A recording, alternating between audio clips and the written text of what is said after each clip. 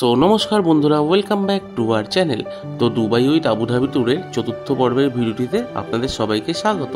তো আজকের ভিডিওটিতে থাকছে দুবাইয়ের বিখ্যাত ডেজার্ট সাফারি, রাতের বারবিকিউ ডিনার এবং ডেজার্ট সাফারিতে কী কী হয় এবং কত খরচ পড়েছিল তার সম্পূর্ণ তথ্যাদি। তো দেখতে থাকুন, সঙ্গে থাকুন ডেজার্ট সাফারি। তো আগের পর্বেই আপনাদের দেখিয়েছিলাম এই ফরচুন পার্ল হোটেলে আমরা উঠেছিলাম। তো এখান থেকেই সানসেট উইথ ডেজার্ট সাফারি করতে আমরা বেরিয়েছিলাম। আমরা বুক করেছিলাম ডেজার্ট সাফারি উইথ সানসেট। তো দুপুরে লাঞ্চ করে বিকাল 3:30-4টে নাগাদ আমরা বেরিয়েছিলাম ডেজার্ট সাফারিতে। তো এই যে টয়োটা ল্যান্ড ক্রুজার বা নিশান পেট্রোল, এই বড় 7 সিটার এসইউভি গাড়িগুলোতে করে কিন্তু আমরা ডেজার্ট সাফারির উদ্দেশ্যে বেরিয়েছিলাম। তো ডেজার্ট সাফারি সকালেও হয় এবং বিকালের দিকেও হয়। বিকালের দিকেটাই আমরা বুক করেছিলাম কারণ এটা সানসেটটাও খুব ভালোভাবে দেখা যায় এবং রাতে বারবিকিউ ডিনারও এর সঙ্গে ইনক্লুড থাকে। তো যাব এই যে গাড়িতে, এই যে উঠে গেছে আমার গিন্নি আর গুলো। তো ডেজার্ট সাফারিতে এই যে দাদারা, এরাই ড্রাইভার আমাদের, তো এরাই যাবে। তো একটা জিনিস বেশ ভালো লাগলো, এই ড্রাইভার দাদারা সবাই কিন্তু আমাদের সঙ্গে হিন্দিতেই কথা বলছিল। তো এরা যদি যেটা বললো যে এখানে যেহেতু বহু ইন্ডিয়ান টুরিস্ট আছে, তাই আরবি আর ইংলিশের পাশাপাশি এরা হিন্দিটাও কিন্তু বেশ ভালোভাবে বলে। আরবি, ইংলিশ আর হিন্দি এই তিনটেই কিন্তু মূলত দুবাইয়ের এখন প্রধান ভাষা। তো এই যে দুবাই ফিল্মকে পাশে রেখে আমরা চললাম ডেজার্ট সাফারিতে। তো ডেজার্ট সাফারিতে যেতে এখান থেকে দুবাই থেকে 1 ঘন্টা 15-20 মিনিটের মতো লাগবে। তো যাচ্ছি ডেজার্ট সাফারিতে। আল হাবাব, দুবাইয়ের এই আল হাবাব নামক জায়গাটিতেই ডেজার্ট সাফারি হয়। তো দুবাই মেন শহর থেকে এই আল হাবাব যেতে 1 ঘন্টা 10-15 মিনিটের মতো লাগে। তো যাচ্ছি ডেজার্ট সাফারির দিকে। আর একটা জিনিস যেটা ভালো লাগলো, এইখানে যে গাড়িগুলো চলে, যে ল্যান্ড ক্রুজার বা নিশান মাইক্রো যে গাড়িগুলো, সেই গাড়িগুলো কিন্তু যে এফএম চ্যানেলটি ধরে, সেই এফএমে কিন্তু বেশিরভাগ সময় হিন্দি গানই চলে। মানে হিন্দি গান এখানকার এফএম একটা কমন ব্যাপার এবং এখানকার লোকরাও হিন্দি গান শুনে শুনে অভ্যস্ত, ড্রাইভার দাদা যেটা আমাদের বললো। তো যাচ্ছি এখন ডেজার্ট সাফারির দিকে হিন্দি গান শুনতে শুনতে। এই যে শুনতে পাচ্ছেন আশা করি।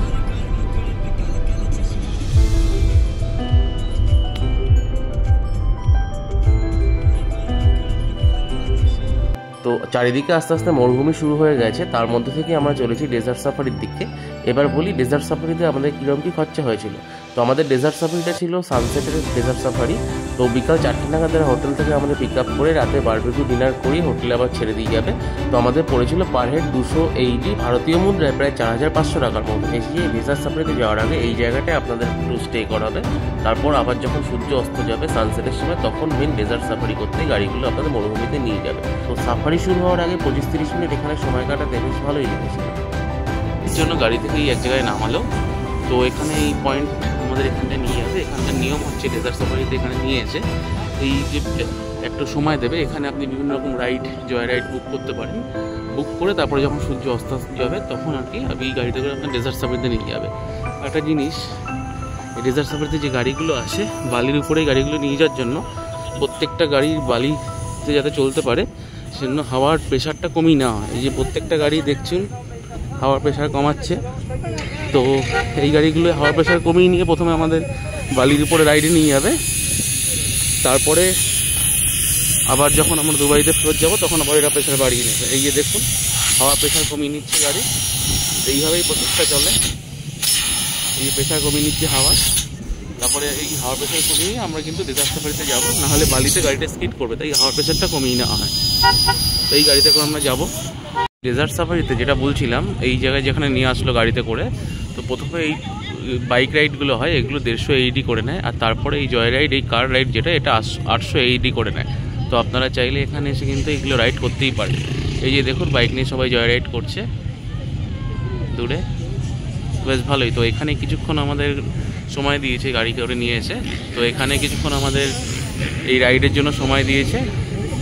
তারপরে আপনারাদের নিয়ে যাবে একটু সানসেটের সময় ডেজার্ট সাফারিটা। এদিকে রয়েছে আরও 2টো উট, সবাই যে যার মতো ছবি তুলছে। উটের পিঠেও রাইড করা এখানে যায়, বাট সবাই বেশিরভাগ ছবি তুলছে রাইডের থেকে। যে দেখাই উট দুটো খুব শান্ত স্বভাবের দেখে মনে হচ্ছিল, নিজেদের মতো চুপচাপ দাঁড়িয়েছিল। তো মরুভূমিতে উটের ছবি এবং উটগুলোকে দেখে বেশ ভালোই লাগছিল।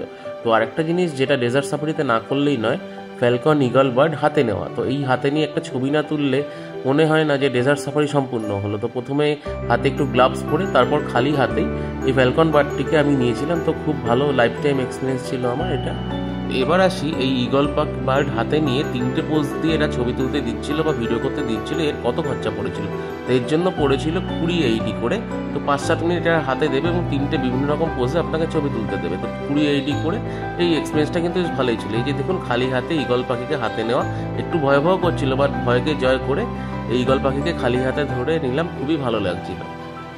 তো এবার শুরু হলো ল্যান্ড ক্রুজারে করে একদম মরুভূমির বুক চিরে বালি উড়িয়ে ডেজার্ট সাফারি করা। তো এটা বেশ দেখেছিলাম ছবিতে এবং অনেক ভিডিওতে, তো আজকে নিজে চাক্ষুষ করতে পেরে এবং নিজে অনুভব করতে পেরে দারুণ লাগছে। তো একদম ধুধু মরুভূমির ভিতর থেকে আমাদের 3-4টে ল্যান্ড ক্রুজার বা নিশান পেট্রোল গাড়িগুলো এগিয়ে চলেছে। তো এগিয়ে গিয়ে আমরা যাব একটা জায়গায় সানসেট ভিউ পয়েন্ট দেখতে। তো ওখান থেকে নাকি সানসেটটা খুব ভালো দেখা যায়। তো যাচ্ছি ওদিকে, খুবই উঁচু নিচু চারিদিকটা, তো দারুণ লাগছে যেতে। তো দারুণ অভিজ্ঞতা এই সানসেট দেখতে যাওয়ার, এই ডেজার্ট সাফারির ভিতর দিয়ে ডেজার্ট ট্যুরের মধ্যে দিয়ে বালি উড়িয়ে যাওয়ার অভিজ্ঞতাটা বেশ অসাধারণ। সো মরুভূমির ভিতরে সোকল্ড রাস্তা বলে কিছু নেই, ওই গাড়ির পাম্প কমিয়ে নেওয়াতে ভালো গ্রিপ হচ্ছে বালির উপর, গাড়িগুলো চলছে সেভাবেই। তো রাস্তা বলে কিছু নেই এখানে, এদিকটা এবড়ো খেবড়ো, অনেকটা সেই নাগরদোলা বা নৌকা চড়ার মতো অভিজ্ঞতা। একবার এদিকে হেলে পড়ছি, একবার ওদিকে হেলে পড়ছি, গাড়ির ভিতরে সবাই যে যার মতো শক্ত করে ধরে বসে রয়েছি, দারুণ অভিজ্ঞতা। ভিতরের অবস্থা দেখুন, সবাই এদিক ওদিক কাঁপছে, কেউ স্থির নেই, মানে দুপুরে যা খাবার ইয়ে বললাম সেই হজমের মতো। দেখুন সবাই যে যার মতো। তো গাড়ির ভিতরে কয়েকবার নাগরদোলার মতো এদিক ওদিক হেলে তুলে পড়ার পর অবশেষে সে বিখ্যাত সানসেট দেখতে আসা সানসেট ভিউ পয়েন্টে। দারুণ সুন্দর ছিল সানসেটটা।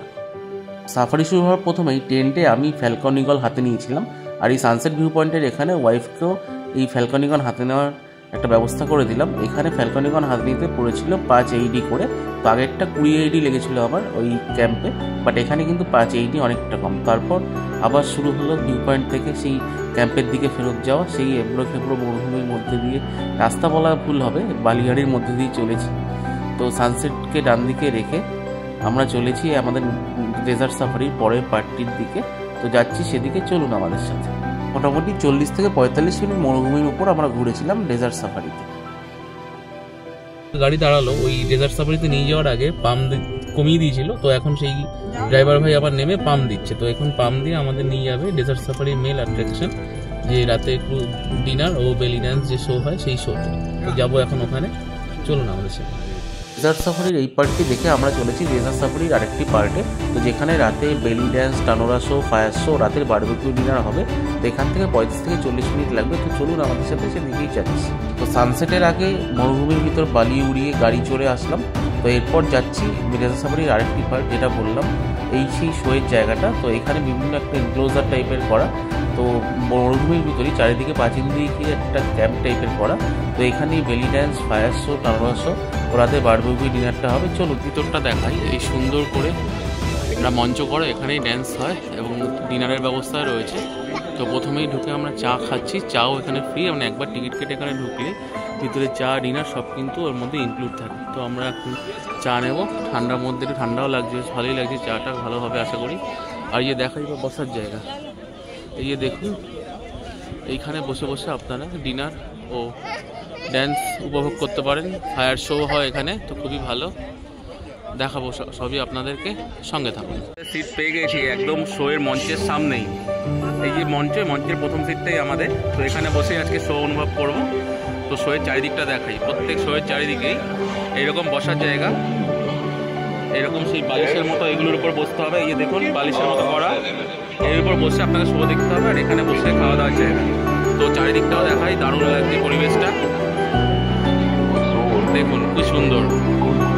শো দেখার জন্য বহু দূর দূরান্ত থেকে সব পর্যটকরা এসছে, আমরাও দেখবো। চলুন আমাদের সাথে শোটা উপভোগ করি। তো শুরু হয়ে গেছে টানোরা ড্যান্স শো। তো আজকে রাতের ইভিনিংয়ের এটাই ফার্স্ট শো। এই টানোরা ড্যান্স শো দিয়েই কিন্তু এই শোটা শুরু হয়। দারুণ লাগছে এই ড্যান্সটা দেখতে। ড্যান্স শোটি হলো মূলত আরবি বা মরুভূমি অঞ্চলের একটি আঞ্চলিক ড্যান্স শো। তো খুবই ভালো লাগছে এই ড্যান্স দেখতে। আপনারাও দেখতে থাকুন টানোরা ড্যান্স শো, কি সুন্দর রাতের আলোয় আলোকিত হয়ে রয়েছে ড্যান্স শো, দারুণ লাগছে দেখতে থাকুন। তো মিউজিকের তালে তালে শো পুরো জমে উঠেছে, দারুণ অভিজ্ঞতা। পাছে কপিরাইট পড়ে, তো এই কপিরাইটের ভয়ে আমরা মিউজিকটা আপনাদের শোনাতে পারলাম না। জাস্ট ভিডিওটাই দেখুন, কি সুন্দর শৈল্পিকভাবে কি সুন্দর নৃত্য করছে এরা গানের তালে তালে, দারুণ লাগছিল দেখতে। অসাধারণ একটা অভিজ্ঞতা এই ডেজার্ট সাফারির টানোরা শো, অসাধারণ। প্রায় 20-25 মিনিট এই ড্যান্স শো চলেছিল, তো খুবই ভালো অভিজ্ঞতা এই ড্যান্স শোটা এক্সপিরিয়েন্স করতে পেরে। তো এরপর টানোরা ড্যান্স শো শেষের পথে এরপর শুরু হবে বেলি ড্যান্স, দেখতে থাকুন। এবার শুরু হলো ডেজার্ট সাফারি বারবিকিউ ডিনারে রাতের প্রোগ্রামের যে মেইন অ্যাট্রাকশন সেই বেলি ড্যান্স। তো বেলি ড্যান্স যা শুরু হলো একদম চোখের সামনে, একদম সামনে থেকে বেলি ড্যান্স চাক্ষুষ করতে পারা একটা আলাদাই মনোভাব ছিল। তো দারুণ অভিজ্ঞতা সেদিনকে সম্মুখীন হয়েছিলাম, দারুণ লাগছে। তো নাচের তালে তালে ও গানের ছন্দে ছন্দে একদম সামনে থেকে বেলি ড্যান্স উপভোগ করা অসাধারণ অভিজ্ঞতা। পাশাপাশি দুটো শো এই এনক্লোজারের মধ্যে হচ্ছিল, এই যে এক জায়গায় আর ওই যে দূরে আরেকটা জায়গায় দুটো বেলি ড্যান্স পাশাপাশি হচ্ছিল। তো এনক্লোজারের বিভিন্ন জায়গায় বিভিন্ন রকম অতিথিরা বসেছিল। তো এইখানে একটা বেলি ড্যান্স চলছে আর এই পাশে দূরে আরেকটা বেলি ড্যান্স, দুটো বেলি ড্যান্স একসঙ্গে হচ্ছে। তো বেলি ড্যান্স শো দেখে এখন আসলাম ডিনার করতে। তো ডিনারটাও বাফেট, সেই ডিনারগুলো কী কী আছে দেখাই। প্রচুর ভিড় এখানে ডিনারে, বিভিন্ন রকম আরবিয়ান খাবার রয়েছে, সেই দেখাতে থাকি আপনাদের। এটা পরে আছে মেন কোর্স, অনেক রকম আইটেম রয়েছে মেন কোর্সে, মানে এক একটা রোতে সবগুলি সেম, মানে এই দুটো রোতে এখানে স্টার্টার রয়েছে, তারপর এখানে মেন কোর্স রয়েছে। তো মেন কোর্সগুলো দেখুন। সো ভাত, ডাল, বিরিয়ানি, আলুর তরকারি, চিকেন, সবজি, অনেক রকম আইটেম, বেশ ভালোই অনুভূতি। তো এইখানে ডিনার করার পরে আবার শুরু হবে শো, তো দেখতে থাকো। তো এরপর ডিনারের পরে শুরু হলো ফায়ার শো, এটাই হয়তো এখানকার লাস্ট শো, এরপরে আমাদের হোটেলে ফিরে যেতে হবে। তো দারুণ লাগছে, বেশ ভালোই এনজয় করলাম আজকে ডেজার্ট সাফারি। তারপর আফটার দেন এই নাইট শো, দেখুন কি সুন্দর।